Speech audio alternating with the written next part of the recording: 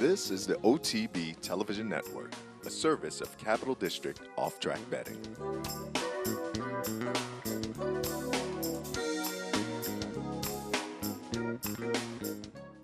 Good morning and welcome to Racing Across America on this Friday morning. I'm Seth Merrill. Thanks for joining me as we wrap up another week.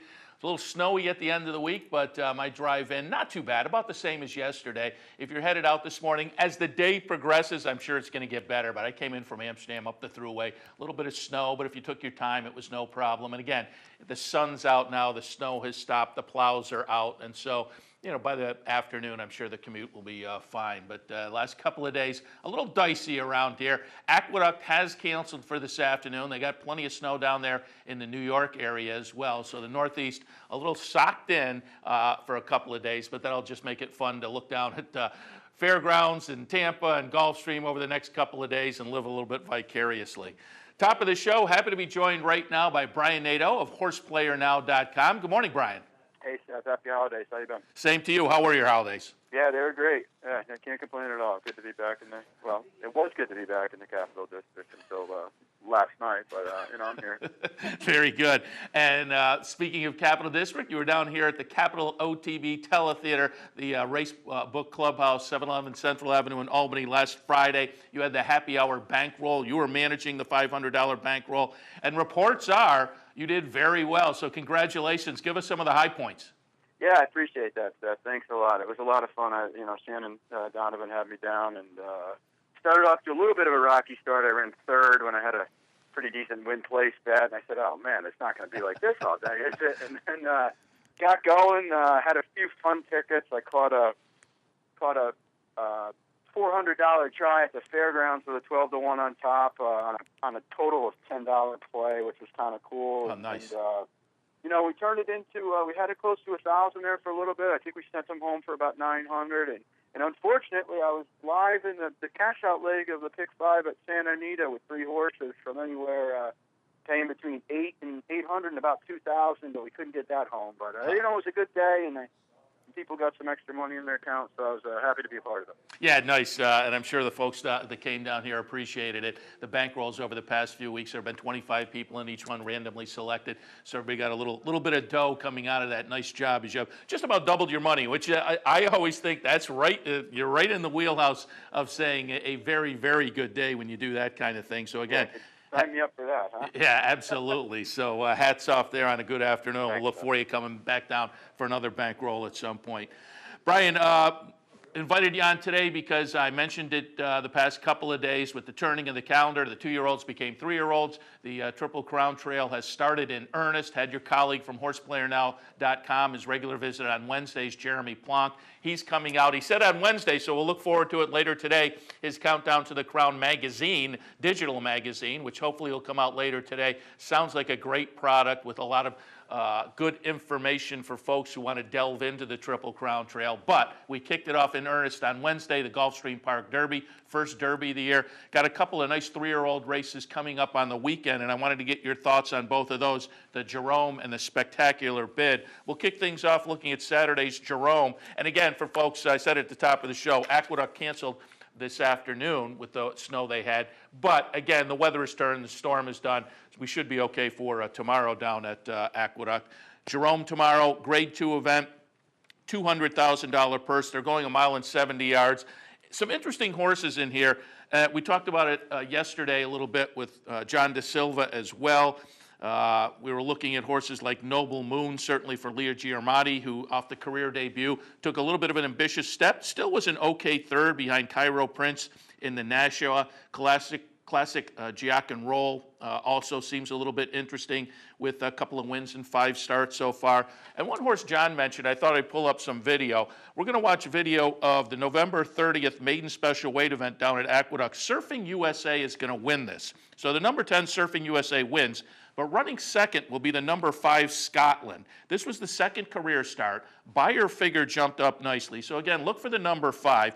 And Brian, I looked up, and out of the top 6 finishers, only one of those has come back to run since this race, and that was the horse that ran 4th in this race, the number 1A Monopolize. Monopolize subsequently came back to win. So who knows? Maybe you have a little key race brewing here. But again, Scotland seemed a little bit interesting to me. What are your thoughts on the Jerome on Saturday? Yes, I kind of agree with excuse me with Scotland. I did the New York horses for the Countdown to the Crown annual that we're putting out. And just to plug that real quick, I looked through the finished product last night. It's really great. So hopefully the fans can check that out. But my line on Scotland was, I had a little note on him in there, and I said, "Caught a tough field, shows he belongs." And I think he did that last time. How he handles two turns, I don't know. But he's kind of looks to me like the horse that's on the coming here a little bit. Noble Moon. It's funny. I like Noble Moon a lot, and I can't play him tomorrow at about 4 to 5. But I really liked him. You had me down last month. I really liked him in the Remsen.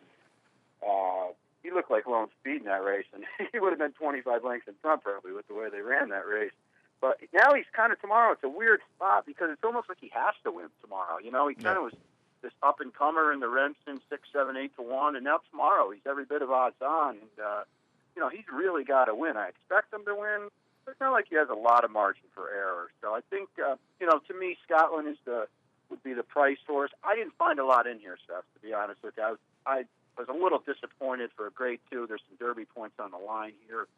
I thought it'd be a little tougher. So, I think Noble Moon will be tough to down in here. To me, he kind of almost has to win. If he doesn't, I don't think it bodes well for him going forward. Yeah, they moved the Jerome here to earlier, and I think they were probably hoping for a little bit more of a saltier field. This one looks a little bit like Wednesday's Gulfstream Park Derby, where I think the connections are just trying to get a barometer on some of these horses. Yeah, I agree with that, Seth. See where to go from here, maybe progress to the Gotham, or maybe even, take a shot at the Fountain of Youth. Are you a South Florida horse? Can you go down there and compete? Or are you going to be stuck in New York and, get the scraps, so to speak? But, so like you said, we'll see after Saturday where a lot of these horses go. It's kind of put up or shut up time for a few of these horses. And before we move on to the spectacular bid, I don't know whether you watched this race, but you said last Friday you were down here and you were playing the fairgrounds. Did you see the Gold Hawk race? Now 2 for 2. I asked Jeremy about this one on Wednesday, and he said I think he had something like number 4 on his list currently. Second-time starter from Asmussen and Winchell, who had won the maiden race right after their Tapiture won the Kentucky Jockey Club at Churchill, then comes down last Friday at Fairgrounds and wins the first level allowance event. So Gold Hawk looks kind of interesting to me, too. Yeah, and I had actually the bankroll had a horse that ran second in that race, so I was familiar with the race. Gold Hawk, he was stretching the 2 turns, had only run once when he broke his maiden, I believe. So, yeah, he's definitely one of many down there at the fairgrounds this year that are, up and coming. You would think maybe Risen Star, Lecomte, that kind of thing, and we'll see where they go. A lot like the horses in New York. Where do they go? Are they Louisiana Derby, Wood Memorial type horses, or do they have to drop back and then fall into the ranks, as things sort themselves out? Yeah, they listed the early nominations for the Louisiana Derby, and it was quite a list. I think some of these horses are going to be shopping for other spots, particularly speaking of Gold Hawk and Tapiture are both down there. And Jeremy and I were kind of speculating. I said the same thing the day before. One of those, I think, will wind up on the trail up at Oaklawn. I don't think they'll knock heads with 2 nice horses like that out of the same barn. But also Albano's down there, the sibling to Mark Valesky, who looks kind of nice. So that's a salty little bunch down there at Fairgrounds. We'll have to keep our eyes on them. Yeah, and there was a horse down there, too. I believe his name was Unknown Fact that debuted up here for Mike Hush. He's a half to Banshee Breeze, and he was privately sold. He romped Ralph Stahl in his first start down there, so he's one to look out for, too, that did have some New York ties. So. All right, let's shift our attention to the 2-year-olds in Florida. In Florida on Saturday, a spectacular bid. Again, they had the Gulfstream Derby, first Derby of the year on Wednesday, but on Saturday they have some sprinting 3-year-olds. They're going 6 furlongs, $100,000 purse. And Brian, I pulled up some video here. We're going back to Aqueduct on November 20th. Debut effort for a Todd Pletcher, first-time starter out of the Stone Street ownership with Indian Charlie on top. Certainly you knew this one would be precocious. We're going to watch the number 5 Trailblaze get it done here under Joel Rosario, again, in the career debut. This one comes back Saturday in the second start. Corfu, who showed some promise up at Saratoga and then maybe went the wrong way, also going out for Todd Pletcher. CZ, I think, is interesting from Stanley Gold. Giancarlo is a horse who's cross-entered Saturday in the Pasco over at Tampa. But that's one we had Gary West on a couple of days ago, and this is one of his 2-year-olds that he thinks might float a little bit under the radar. So a fun addition to the spectacular bid. What were your thoughts? Yeah, I thought Trailblaze Step was nothing short of breathtaking in his Aqueduct debut. So I'm, to be honest, a little bit surprised he shows up in this spot. It's a non-graded stake. It's only going 6. I know he broke his maiden going 5.5, but he's bred to run on. I was a little surprised that he's here to begin with, and I'll be even more surprised if you can get 3-1 at the windows when they spring the latch. But he's definitely a horse to watch in my mind. Visually impressive. He didn't have a good start last time, and he kind of won for fun. Cavu came back for Kieran to win. Endowment Manager's okay himself, who he beat. So I really think the race goes through him. You know, obviously he's short on experience, but long on talent. And we've seen these Fletchers before. You know, the experience doesn't necessarily matter with his horses. Corfu, you know, I thought it was a weird spot that they shipped this horse to Laurel, in November. He's a Grade 2 winner, so, he'd be the type of horse I would play against in here, especially at false value. And then, you mentioned Gary likes Giancarlo, and he's definitely one of those, a typical horse that we've talked about this weekend that needs to bridge the gap. I mean, Calder running off at Calder is nothing like a Gulfstream 3-year-old stake. So I think, when we wake up Sunday morning, we're going to know a lot more about the 15 to 20 horses we see this weekend. Yeah, absolutely. Again, it looks like this one also one where they're trying to get a barometer on some of these. Trailblaze, I think with the connections, you kind of think there's already some buzz behind that one perhaps, but some of these others like Giancarlo. And the Wesley Ward horse, Hollywood Talent, coming out of that Parks race could be a little bit interesting as well. So, but again, a couple of races. We're at that point in the season where they're sorting things out, but it's certainly making the first few steps. It's a lot of fun. Speaking of making the first few steps, we're a year away from the first few steps of the Triple Crown Trail. Last year, when I went over my 2013 highlights earlier this week, for me, that 3-year-old division was a highlight in that you didn't have a superstar through the Triple Crown, but I thought it was a very entertaining 3-year-old season. And finally, at the end of the year, we got some definition with Will Take Charge. So for me, that was a nice story. All the guests we've had on this week have certainly mentioned Gary Stevens and Wayne Lukas. There have been the human side, Ken Ramsey. And then on the equine side, horses like Wise Dan have attracted a lot of attention. Princess of Silmar and Beholder, the 3-year-old fillies, got mentions. But I just have been touching all week long highlights and lowlights of the racing season with the guests. What were some of your thoughts from 2013? Well, I think you really said it perfectly with, you mentioned Will Take Charge and Lucas. And to me, that was the highlight for me. I mean, I broke into this game in the mid-'90s when Wayne Lukas was at the top of the sport. And, horses like Flanders, Serena's Song, they're my all-time favorite. Thunder Gulf. So to see him come back this year with such a limited stock and basically to win so many important races, the Preakness, the Hopeful, then he wins the Clark with different horses as well. To me, that was a highlight for sure. I just, he's good for the game. It's good to have Wayne Lukas winning, being involved in important races, and then, to do it at such an advanced age with such a small barn, with so few owners, I think he really, not that he needed to validate, his lifetime of achievement, but I think he kind of reminded people this year that, I was pretty damn good back in the day, and I still am. So that was a personal highlight for me. Yeah, and again, that has been mentioned by a lot of people. I certainly concur with that. I mentioned those stories when I gave out my highlights earlier this week. And as I said, I thought there were important stories on the news side. I think Maryland having a little bit of a resurgence after coming up with the 10-year plan was a very nice story on the news side. I think that we seem to be moving closer to uniform medication rules across the country is important. So there were nice news stories. Then there was good, as we say, human stories, and nice on the equine side as well. What were some of the horses that stood out to you?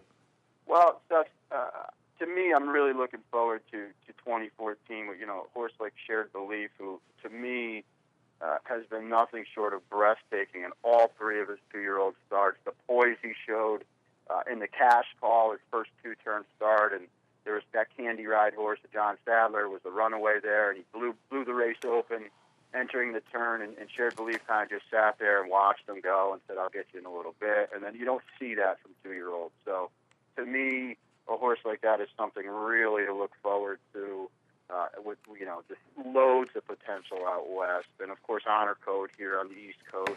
And Wayne's Strong Mandate, who I think performed really admirably in the juvenile from a no chance outside draw, and that horse is, bred in the purple. So to me, I think there's a lot to look forward to, like every year, but I think this year even a little more so on the Triple Crown Trail. There's some legitimate excitement from three pretty heavyweight horses, in my opinion. Yeah, and I mentioned earlier they had the early nominations for the Louisiana Derby, and I think Wayne had 6 or 7 nominated. So Wayne Lucas may be prominent again on this year's Triple Crown Trail, and as you say, he's always good for the sport. Brian, certainly appreciate the visit this morning. Again, we're going to be looking for the horseplayernow.com, Countdown to the Crown digital magazine. Sounds like a great product. And Jeremy, again, said earlier this week we could expect it later today. I'll link to it certainly on Equidaily, so we'll look for your contributions in there as well. Always appreciate the visit. Good luck this weekend. We'll talk to you again. Yeah, Seth, thanks again. Catch up soon. All right, Brian Nadeau, horseplayernow.com. And again, he had the nice bankroll down here. Hopefully you had a chance to come down last Friday, participate, as he had a very nice day on Friday afternoon down here at the Clubhouse Racebook. All right, we'll take our next break. When we come back, Ron Nicoletti of Gulfstream Park. Stay tuned. I'm Mark Cassano. Join me Saturday mornings at 10 for Down the Stretch. We'll inform, analyze, and welcome in the biggest names in racing. So join me Saturday mornings at 10 for Down the Stretch, right here on the OTB Television Network.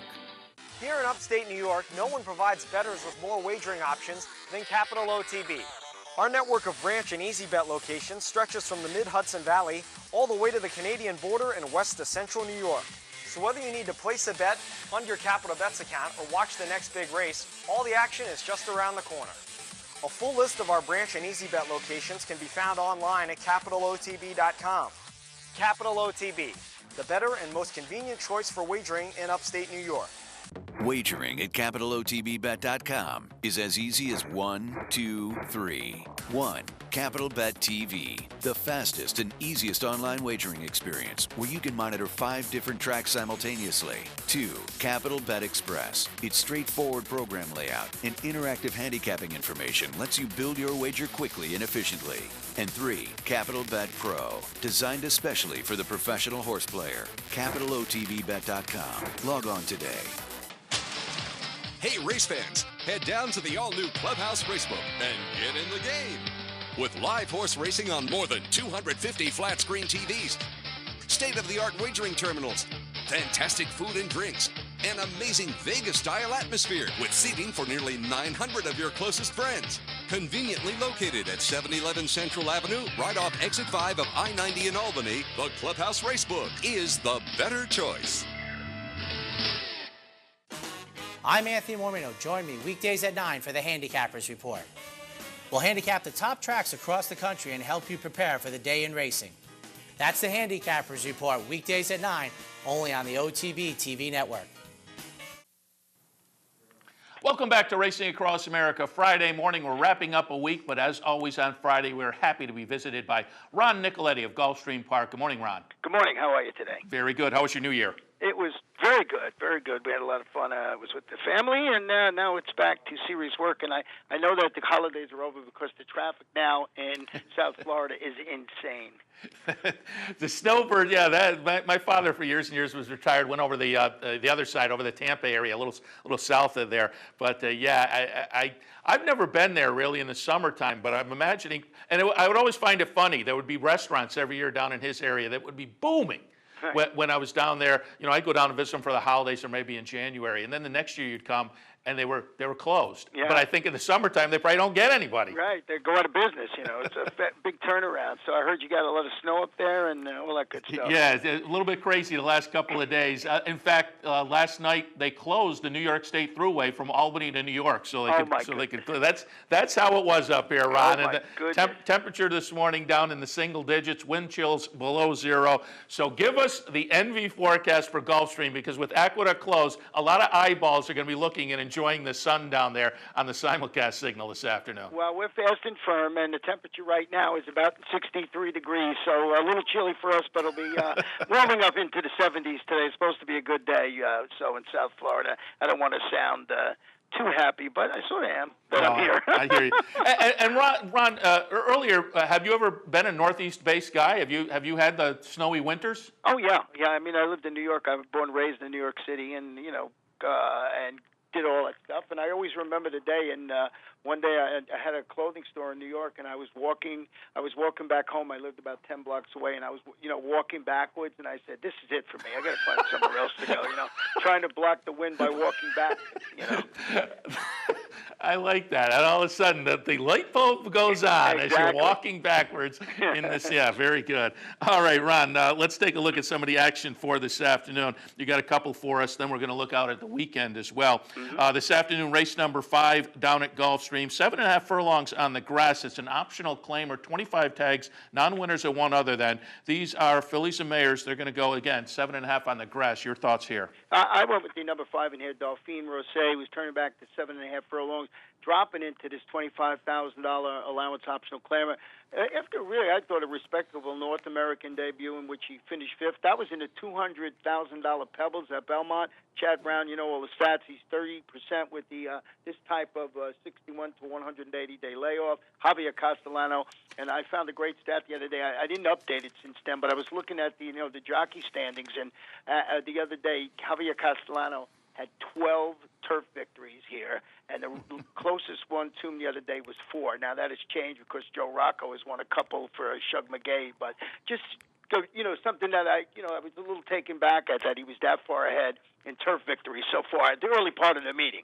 Yeah, maybe floating in here with a little class relief as well. That first start, you come over first start in North America and meet Discreet Mark. That makes it a little bit tough. Exactly. So maybe a little bit easier today. All right, out in the 9th race this afternoon, optional claiming event here, $75,000 tags, non-winners of one other than. These are 3-year-olds, which are going 1 1/8 miles. Yeah, and you got to have the number 7, Ichiban Warrior on top. The only multiple winner in the field, 4 starts, 2 wins in the second, stretching out the 9 furlongs, feeding a pair of next out winners and a $50,000 starter that was going 6.5 at Churchill Downs. Love the key race angle. Fletcher, Julian Leperoux handling the Son of First Samurai, which is a little interesting there, but rode the horse before. So Ichiban Warrior is my top pick, and I use Cousin Steven and Top Billing 2nd and 3rd. Yeah, and the whole team on Ichiban Warrior is kind of interesting. It's Pletcher training for Ken and Sarah Ramsey. I guess he's got a few for them, but then Leperoux on board too. He doesn't ride too often for Pletcher, so it's an interesting combination in there. But I agree. Certainly looks, coming off that last race, is one to watch out for. Ron, we want to go back. We talked a little bit about it last week when you were on with the page turning on the calendar. Things are really starting to heat up down there at Gulfstream, and you guys kick things off on the Triple Crown Trail, the very first Derby of the year on Wednesday, New Year's Day. I just want to go back and get some of your thoughts in here. We're going to watch the stretch run. It is going to be number 9, General A-Rod, getting up over the number 1, Wildcat Red. General A-Rod, in discussing the race with people leading up to it, you had about 4 horses that the favorite, Pablo Del Monte, 5-2. Then you had 3 other horses at 7-2, including General A-Rod. So certainly he was getting some buzz coming into the race. Joel Rosario, Mike Maker, number 9, as we see coming under the wire here. Ding-dong battle, but does prevail by a head. Your thoughts? Yeah, I mean, it was a wide-open affair going in, and I really didn't have a good take on it. And we wanted to see how the 7-horse, Best Plan Yet, who had won those couple of stakes over at Calder, he was getting the acid test, and it looks like he didn't pass it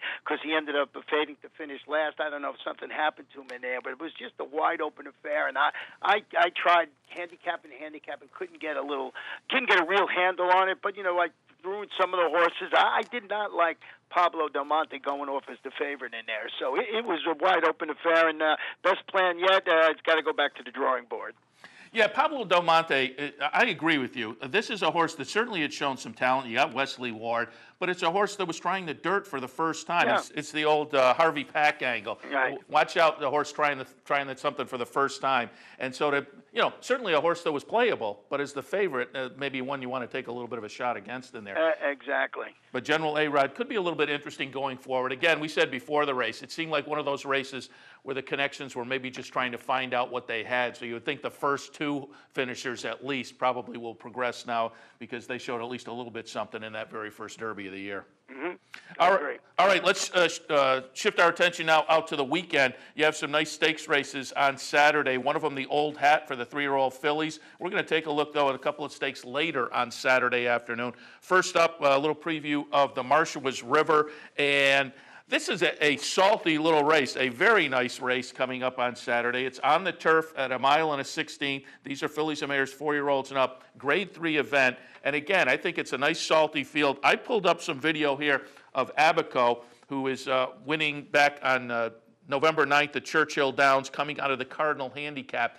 And Ron, I find the Cardinal Handicap, that and the River City for the boys, I find that these two races produce some nice runners that's worth keeping your eyes on. Last year, the winner of the Cardinal Handicap, Daisy Divine, followed it up with a couple of turf wins down at Fairgrounds. Go back to 2010, there was a horse called Ask, but I won't tell, that followed up the Cardinal with a win in the My Charmer at Calder. So hopefully Abaco can maybe do the same thing. We're watching the stretch run here, and it is Abaco getting it done in the Cardinal under Rosie Napravnik. But your thoughts on the Marshall River? Well, I mentioned a little earlier that Shug McGay has been having a great early part of the meeting with his turf horse, and I really like Abaco. And that horse, I don't know if you showed the beginning of the race, got in a little bit of trouble, was bothered in the beginning, and just went on to win, as you saw in the stretch run, the grade 3 Cardinal. And Javier Castellano at Giants Causeway, daughter of Giants Causeway, and Shug McGay. As I mentioned, this last couple of turf horses have really looked exceptionally well. But you got some really nice horses in there. You got the 7 Dina Allen's kitten making her graded stakes debut. She returned from a layoff. She won a restricted stakes up at Aqueduct,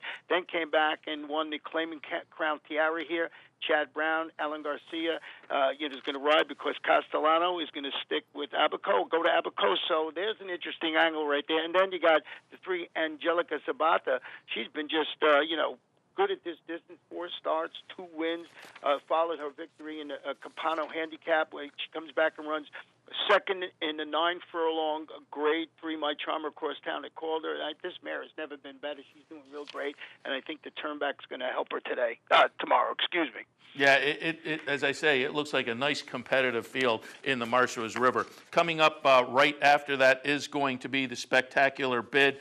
And Ron, a little earlier, we took a look at Trailblaze, so we've already seen that one earlier this morning. I also pulled up some video, though, of CZ. This is a December 13th maiden special weight event. CZ making the second career start, wins pretty nicely. Just missed in the career debut over at Calder in mid-September. Then laid off a couple of months, comes back again in mid-December, and the buyer figure jumped up nicely. The horse showed some nice improvement, as a lot of horses do when they make their second career start. Do note, though, Stanley Gold training and had that horse that didn't run so well on Wednesday.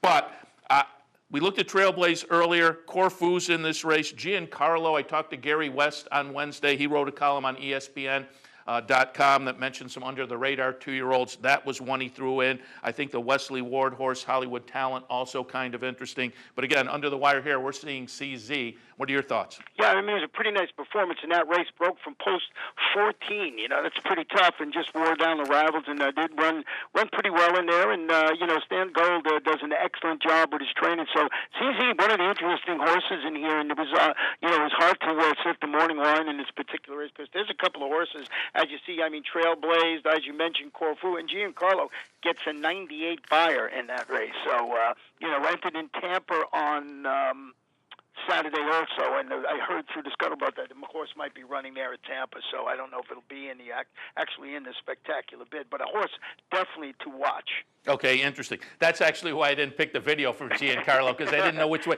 because I did want to take a look, and I personally looked, and I would tell people to take a look, but he is cross-entered in the Pasco as well. And this is going to be a little bit of a barometer race for him. As I say, Gary West mentioned this one is under the radar, and I think with the connections and being based over at Calder could float under the radar, but that was certainly a nice performance last time. But it still looks like a very good addition of the Spectacular Bid. Similar to the Gulfstream Park Derby, maybe some trainers trying to find out exactly what they have. I think Trailblaze with the connections, you got to think there's some buzz on this guy already, but some of the other ones may be sorting themselves out. But we're making the first steps on the Derby trail, and Ron, I mentioned earlier when I had Brian Nadeau on 2013, early on, I thought the 3-year-old moves into the Triple Crown itself, and eventually with Will Take Charge kind of defining himself in the 3-year-old class was one of the stories of the year. I thought the 3-year-old division last year very entertaining if we didn't see some superstars into the Triple Crown. But by the end of the year, again, Will Take Charge kind of stepped up. human side, Wayne Lukas and Gary Stevens. I thought there were some interesting news stories. But I've been asking the guests all week long at highlights and or some lowlights. What were some of your thoughts 2013 racing season? Well, it's a little self-serving, but running all year round now at Gulfstream Park has certainly been exciting. And I'm expecting good things to come from us running year round. And setting up a summer program with the 2-year-olds, the two-year-old stakes races will be run at Gulfstream this coming summer. So we should be a very interesting year. And the low light was, Ramon Dominguez getting hurt, not being able to ride after winning the Eclipse Award. A great guy, and know him a little bit personally, and it's just so sad. But just a great year. And of course, we had Orb win the Florida Derby, then go on and win the Kentucky Derby. So we were riding high, and I stuck with Orb maybe a little too long. I should have changed to Will Take Charge. What a year that horse had. Yeah, and then again, you tie in Wayne Lukas, and then you tie in Wayne Lukas also with Oxbow and the Preakness, and you get Gary Stevens in there, and you look at Gary Stevens and Wayne Lukas. They've been a great story. But I'm surprised the mainstream media didn't pick up on a little more, because I think both of these guys, Wayne Stevens, Wayne Lukas at his age, and Gary Stevens off of that retirement, I think they're great sports stories. Oh, it's one of the greatest stories. Maybe somebody along the line will jump on it. I mean, and we had the goofy guy, claim that Luis had a thing, and it was just a crazy year. But Will Take Charge, boy, I was really impressed with that horse all along, and I mean, he didn't miss many dances either. You know what I mean? So it was a fun year, and like I said, the only low light I could even think of was poor Ramon that had that unfortunate accident and was able to continue his career. Yeah, again, you said it, a lot of talent, but also a really great guy, and so it was too bad to see him go to the sidelines, but certainly we wish him the best. Ron, I absolutely appreciate the visit this morning, as always. Good luck this afternoon. Also, nice stakes action on the weekend as well down there at Gulfstream. So again, good luck. We'll talk to you next week. Okay, stay warm up there. We'll try. Thanks Bye. a lot. Ron Nicoletti from Gulfstream Park. We'll take our next break. When we come back, Brian Spencer of the Fairgrounds. Stay tuned. The future of online betting is here, and only at the all-new CapitalOTBBet.com. CapitalOTBBet.com delivers a state-of-the-art wagering experience found nowhere else in horse racing. CapitalOTBBet.com. Log on today. Fascinated by the world of horse racing? Interested in honing your handicapping skills? Class is in session. Night school, Monday nights. Easy to access online. It's free, interactive, and informative for the casual and serious race fan. Horse Player Now Buzz. Live horses to watch emailed to you daily. Our eyes, your prize. Night School in the Buzz. Visit horseplayernow.com for details. Each morning on the OTB TV network, you get the very best in horse racing programming. Weekdays begin with the Handicappers Report, where professional handicappers share their selections and analysis of the day's racing. Followed by Racing Across America, a daily conversation with racing personalities from around the country. Saturdays include Down the Stretch, where Mark Casano speaks with the biggest names in racing. And Sunday mornings, it's Loose on the Lead, where Steve Bick and I offer news and a unique lineup of weekly guests. All here on the OTB TV network. Funding your Capital OTB bet account is as easy as 1, 2, 3. 1. Easy Money. Clearly the fastest and easiest method of depositing funds into your account. Make deposits or withdrawals in just minutes. 2. Green Dot Money Pack. Gives you instant access to your funds. Green Dot Money Packs are available at thousands of retailers nationwide. And 3. MasterCard Visa. Simply click on the link from the funding page, enter your account information, and fund your account. CapitalOTBBet.com. Log on today. Missed one of our TV shows? No worries. Now you can catch all your favorite programs online. Simply log on to CapitalOTB.com and click on the YouTube link at the bottom of the homepage. And look for our new podcast coming soon. CapitalOTB.com. Log on today. And welcome back to Racing Across America. Friday morning again means a regular visit from Brian Spencer at the Fairgrounds. Good morning, Brian. Good morning, Seth. How you doing? Very good. How was your New Year's? Did you do any crazy New Year's New Orleans activities? Yeah, I figured I didn't know when or if I'd be down here for another New Year's, so I did the little party above Bourbon Street kind of thing, and kept myself in check enough to come back to the racetrack Wednesday morning. But I had a good time, got to see a lot of fun things. Was it pretty crazy? Yeah, actually, it was. I mean, I don't go down to Bourbon Street a ton, but it was certainly the most crowded I had seen it, and people seemed to be having a really good time. And I was just glad not to be hanging out down on the street. I'll tell you that much. Yeah, very good, very good. All right, before we get started, we'll take a look at a couple of races this afternoon. Then you have a nice little stakes race tomorrow afternoon as well, the Panzeretta. But before we get started, what's the weather forecast look like for today? Today it's a little chilly. I mean, I guess I shouldn't complain considering where you are, but a little windy, a little chilly, but clear skies, and I have not yet received word whether we're on the turf yet or not, but fingers crossed for that. All right. Yeah, that's the only knock. You guys have had a little rain down there, but they've had some rain down in Florida the past couple of weeks too. So it's been funny all over the country. I mean, Parks had that extended period at the end of last year where they were closed. Aqueduct this afternoon with the snow we've had.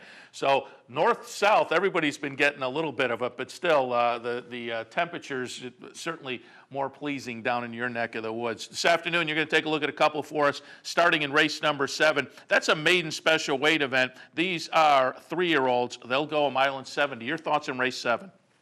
Well, in race 7, I think that the favorite here is very likely to be a pretty short price, and that's going to be the number 3 Silent Ruler, but was disqualified from a win against some of these last time out. But I don't know that he's going to get the same kind of similar setup, and that's sort of the reason that I went to the rail with the number 1 Extra Luck, who set the pace along with another pace setter who eventually finished last, and they opened up a 7-8 length lead on the rest of the field onto the backstretch. They went way too quick for the opening quarter under pressure, and I think that without a ton of other pace signed on in here, if Extra Luck is able to sort of make a more methodical pace on the front end today, I think that he's got a little something more to say, and I don't think Silent Ruler is going to get that really great setup from far off the pace again.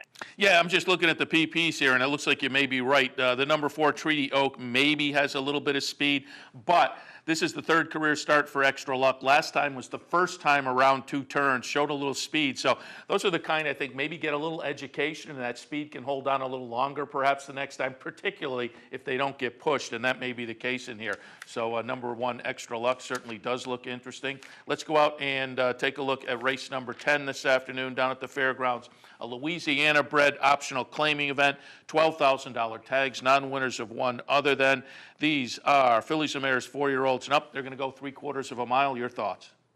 Yeah, and I don't have a lot of faith or confidence in the horses who have kind of been doing their recent work at this sort of level. So a couple of class hikers in here were a little difficult for me to split. The number 4 Koto Josie and the 5 Olivia's Lion, both very, very impressive in their most recent respective wins. But I gave the edge to Koto Josie, won gate to wire last time out by 11 lengths against $20,000 condition claiming company. But I know that she's a more versatile type. I think her hand was forced from the rail last time out. She doesn't need the lead. So I think that, Chris Landeros can kind of work out a trip here from on or off the pace, and I think that gives her the edge on the class hike. And if she comes with anything similar to that last one, she's going to be tough here. Yeah, and sometimes a race like that just signifies that the light bulb has went on and they can string a couple together. Brian, want to ask you, I asked Jeremy Blanc on Wednesday because he's putting together the Countdown to the Crown digital magazine, looking at live 3-year-olds coming into the Triple Crown season. Also just asked Brian Nadeau, who's also with HorsePlayerNow.com earlier, because he said he was playing Fairgrounds last Friday. Got to get your opinion on Goldhawk, the Asmussen Winchell runner, now 2 for 2. He was one I picked up on after that win, right after the Connections won the Kentucky Jockey Club up at Churchill Downs. I thought he was one to keep our eyes on, but he was a nice winner down at Fairgrounds last Friday. Yeah, and I was for the sake of honesty, completely against him in that spot because I didn't really love his debut win. It seemed really workmanlike. He was under a ride for what seemed like a half mile that day, but very impressed with him around 2 turns. Came home so nicely, was striding out well. Doesn't look like the kind of horse that some extra distance is really going to hinder. And he jumped from a horse that I didn't like a whole lot going into that race to a horse that I think is going to be awfully dangerous here in our Louisiana Derby prep races, if that's where they send. Yeah, and that's the question mark, because I believe they also have Tapiture down there, in fact. Yep. So you would think they'll probably separate. We were speculating earlier this week, maybe one will head up to the trail up at Oaklawn and one will stay. So it'll be interesting to see which way they go. But speaking of that, I saw the press release that came out within the past day or two listing the early bird nominations for the Louisiana Derby. Got a salty bunch planning to make that route if things hold up a little bit. Yeah, definitely. Just kind of was just digging through that. Graham wrote up a really nice piece about that. It's on the website at fgno.com. You can take a look at it there. But I haven't really been able to dig into all of the other nominations. But as usual, those big barns have a lot of horses nominated, and I think that after we saw how this prep series acquitted itself in the Triple Crown Trail last year, maybe we'll be getting a little bit more competition again down here this year. Yeah, horses were in there like Albano, the one we mentioned within the past couple of weeks, the sibling to Mark Valesky. And I think Pletcher had 7 or 8 nominated. I mentioned earlier Lucas had 5 or 6 nominated. So going to be a fun trail down there at the fairgrounds this year. Let's take a look out tomorrow. Nice stakes race on the card tomorrow. The Panzeretta. These are fillies and mares, 4-year-olds and up, going on, scheduled for the turf, 5.5. Usually a nice little event. And Brian, I picked up some video here going back to June 7th, Churchill Downs, Good Deed, 8-5 on the morning line. It's notable here, we're going to watch Good Deed win pretty easily, the number 3 horse here, this Churchill Downs race. But again, this was back in June. Now, this horse hasn't raced since then, but a couple of things are interesting. This was the horse's second career start on the turf, had raced most of the early career on the main track. They popped over to a couple of dirt sprints, won pretty easily, so I think this horse has found a home. Question mark is fitness level off of the layoff since June, but how about that workout on December 22nd? I think you have to guess the horse is fit with a 57-1. Do we get beyond Good Deed tomorrow? Just based on the potential price that I think she's going to be, I mean, I have a ton of respect for her, and obviously, they finally got her over to the turf in her 11th and 12th lifetime start, and they were arguably the 2 best races by far of her entire career. That being said, they were both at 5 furlongs. She does look fit for a barn that gets them ready. A lot of things to like there, but a horse that I've been waiting quite a long time for her to get back to a turf sprint is the number 8, Mama's Dia, who debuted in a turf sprint in December of last season and looked great, and I thought that would be her home. They've run her on synthetic, they've run her long on the turf, they've run her on the dirt, and she's just consistent, she's versatile, she'll run on just about anything, but she was very flashy, very eye-catching in that turf debut, and I wonder if maybe this is her best trip, and Good Deed possibly can press the pace, but there's a good bit of other speed in here, so she's going to have her work cut out for her going 5.5 over a turf course that's not always real friendly to those pace players in the final yards. She should be interesting, though, and certainly offer some value, but I like horses like this as ones to play in the mix with a little bit of value because, as you say, the horse, you go back to that 5.5 furlong sprint on this track last year, or 2012 now, won that one, and showed an affinity for the trip and the course. And so if you're digging around looking for value, that might be a little nugget in there. So Mama's Dia, certainly looks a little bit interesting. And again, it'll be fun to watch a Good Deed off of that long layoff. But boy, that workout was just eye-popping the other day. Brian, horses just don't work that fast down here, so that's really something. Yeah, horses don't work that fast anywhere. 57-1, wow! I mean, that's blazing. So as I say, you wonder about the fitness, then you look at the workout and you say, I think the horse is fit. But Brian, asking all the guests this week, going back to 2013, I thought it was a fun year. For me, there was a lot of highlights going right across the gamut. Horses, the human side, the news stories involved with the sport. So I've been asking all the guests this week, as we wrapped up 2013, what were some of your highlights and or lowlights from the racing season? Well, I mean, the first one is probably sort of the most obvious one, and that's just getting to watch everything that Gary Stevens did this season. It was just last year. It was just incredible, and just something about being in the infield at Pimlico when you wired the field with Oxbow. It was really sort of that, he's back, and then he's just done such great work since. And, from the horse side of it, I might be a little bit biased being from Chicago, but Dank made such a huge impression on me in her 2 North American starts. She looked so good in the Beverly D, one of my favorite performances the whole year. And then I love that she showed that she could win with a different kind of trip in the Breeders' Cup Filly and Mare Turf. So Gary Stevens and Dank definitely topped the list for me in 2013.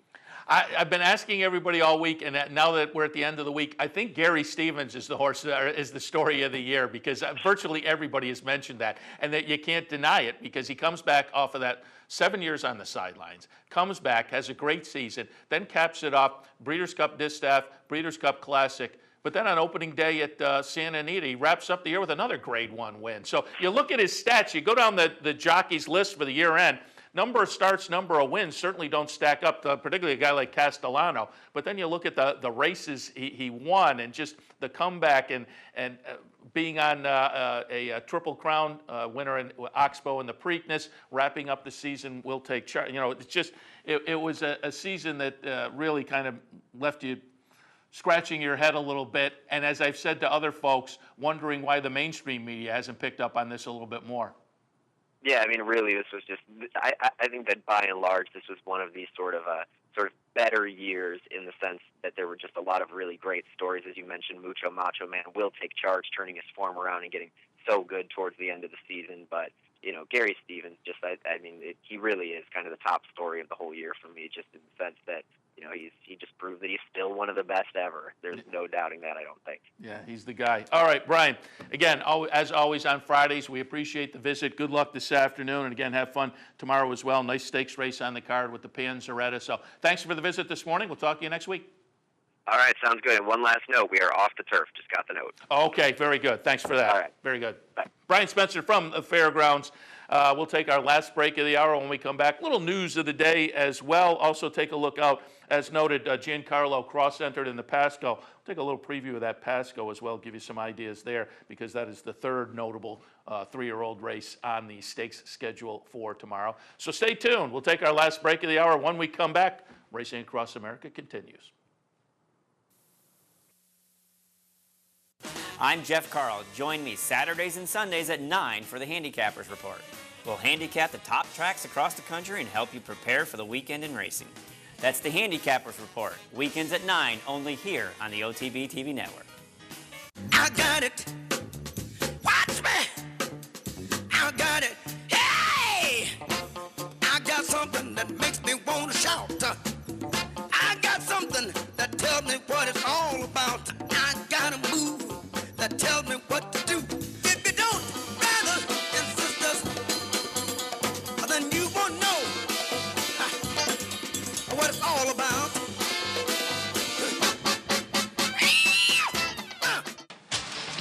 Hey, race fans, head down to the all-new Clubhouse Racebook and get in the game. With live horse racing on more than 250 flat-screen TVs, state-of-the-art wagering terminals, fantastic food and drinks, an amazing Vegas-style atmosphere with seating for nearly 900 of your closest friends. Conveniently located at 711 Central Avenue, right off Exit 5 of I-90 in Albany, the Clubhouse Racebook is the better choice. Using CapitalOTBBet.com is as easy as 1, 2, 3. 1. Simply log on with your username and password from the homepage. 2. Fund your Capital OTB account through our Easy Money, Green Dot, or Visa MasterCard options. And 3. Place your bet on one of our 3 easy-to-navigate wagering platforms, Capital Bet TV, Capital Bet Express, or Capital Bet Pro. CapitalOTBBet.com. Log on today. This is Steve Beck. Join me Tuesday through Saturday here on OTB TV for At the Races, my Sirius XM daily news magazine of the thoroughbred industry. Handicapping, interviews, analysis, everything you could want. 6 a.m., OTB TV.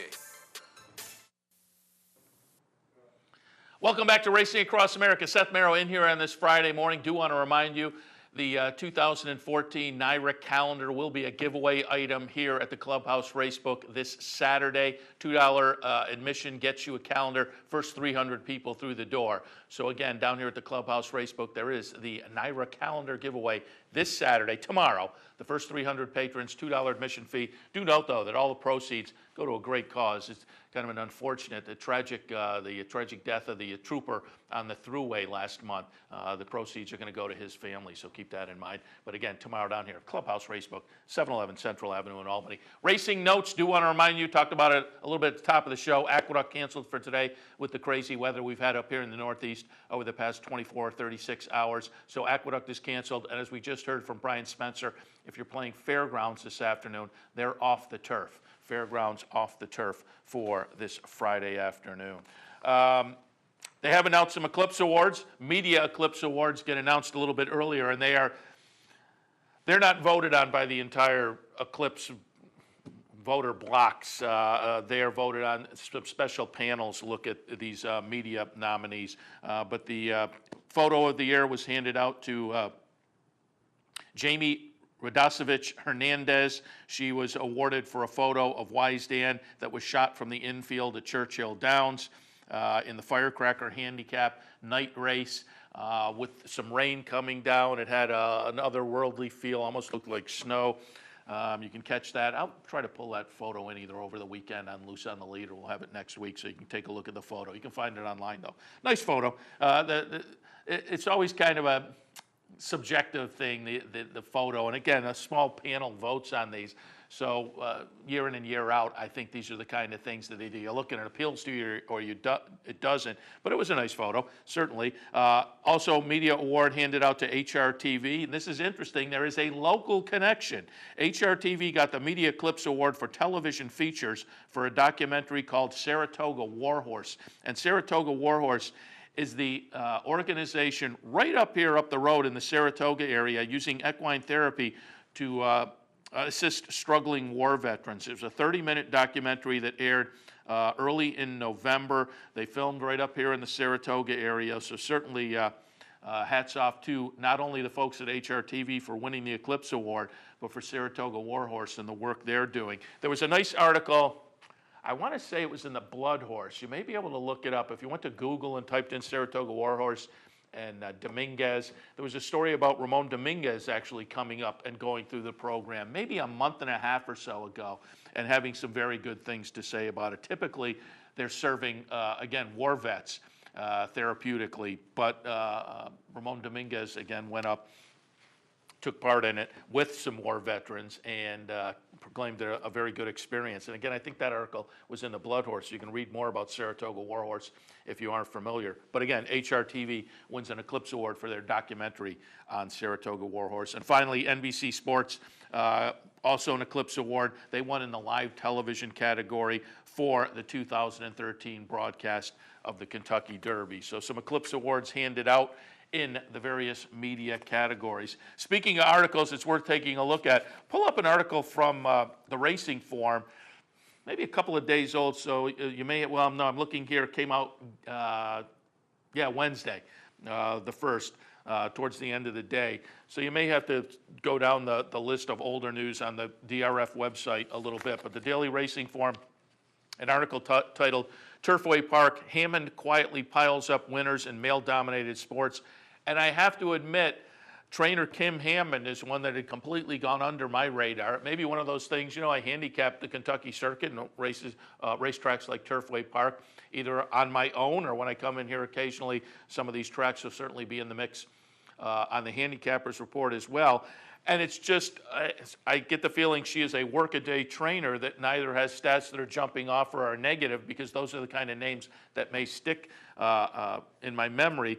Kim Hammond, however, didn't stick out, but I would go back and, as I say, I would tout this article because Kim Hammond, 56 years old, 35th year as a trainer, and she's on the threshold of becoming the first female trainer in North America to win 2,000 races. So she's on the verge of a milestone.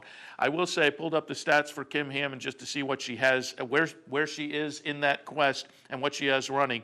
Kim Hammond currently at 1,998 wins. She's got one horse entered at Turfway this afternoon in the second race, a horse called He Will Shine. Maybe that's a little bit of a hunch bet. That would put her right on the cusp of becoming, again, the first female trainer to win 2,000 races in North America. Kim Hammond, again, notable. One that I have to admit floated under my radar, but kind of fun. We'll keep our eyes on her chase for this milestone. A number of Eclipse ballots have been published. They've been kind of interesting, and interesting to see where people are kind of veering off the beaten path. Rich Eng of the Las Vegas Review-Journal published his Eclipse ballot this morning. It was, I'm sure, in the print edition, but it was also on the website. And Rich veers off the beaten path at least a couple of times. Rich votes top trainer. He votes for Charlie Lopresti as the top trainer. He says there are a lot of trainers with more wins than his 26 this year. His barn's $3.9 million in purse earnings, ranked 32nd in the nation, but not all can train a horse to win back-to-back Horse of the Year titles, which I think will happen. I want to recognize Lopresti for being a consummate horseman. Kind of interesting. He wouldn't get my vote, but you look at the reasoning, you can't really argue with it, I suppose. It would, as I say, it'd be tough for me to pull the trigger, but it is an interesting point. How many guys do train back-to-the-back Horse of the Year winners? So Charlie Lopresti, an interesting selection in the trainer category on the Eclipse ballot for Rich Eng. Also, he admits, he says, I'm going against the grain and voting for Joel Rosario as the leading jockey. Javier Castellano has the most wins and money earned, so he's the heavy favorite. Gary Stevens' comeback will be popular too, but my eyes told me Joel Rosario was the best rider in the nation last year despite missing 2 months. And I think there would be a lot of people that would agree with that.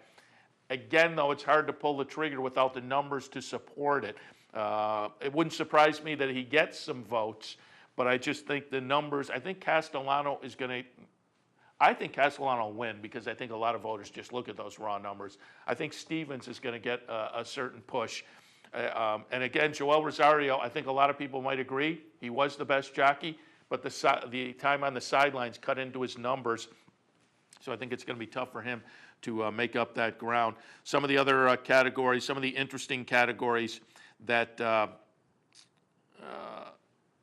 Eng voted for. 2-year-old is an interesting category to me. He votes for Shared Belief. Top 3-year-old, he votes for Will Take Charge. No surprise there. 2-year-old filly, again, a category that I think he votes for She's a Tiger. I think that's one that, well, I don't know, but that's a category that is a little bit iffy. He's logical in some of the other categories. Beholder. Mucho Macho Man for older male. That one is going to be interesting to see as well because I think Wise Dan will take some push there, but I think a lot of folks look at dirt as opposed to grass being the older male category. And there was a column today as well that made a push for Game On Dude. I think it was Hovday wrote the column pushing Game On Dude for older males, saying, boy, it's time for him to get his due. Female turf horse, and we talked about this horse a little earlier on the show, Dank.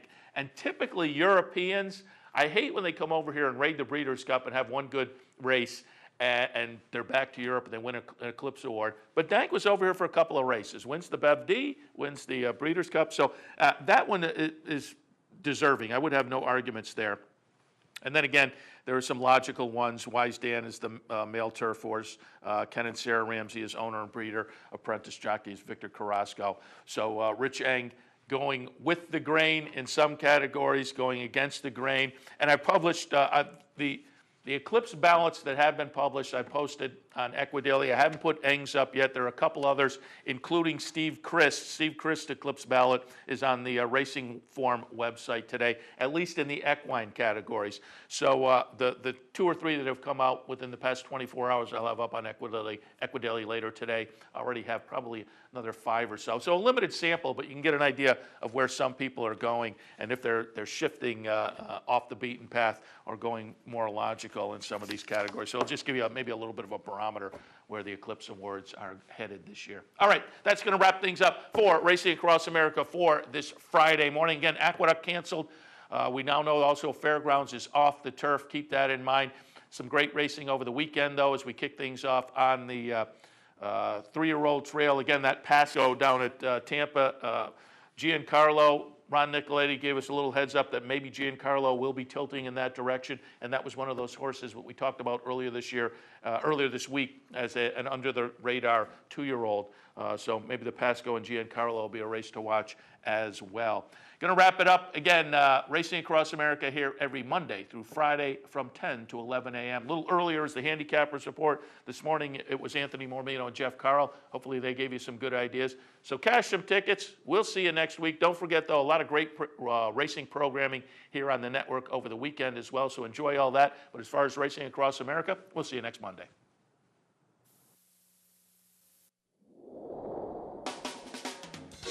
This is the OTB Television Network, a service of Capital District Off-Track Betting.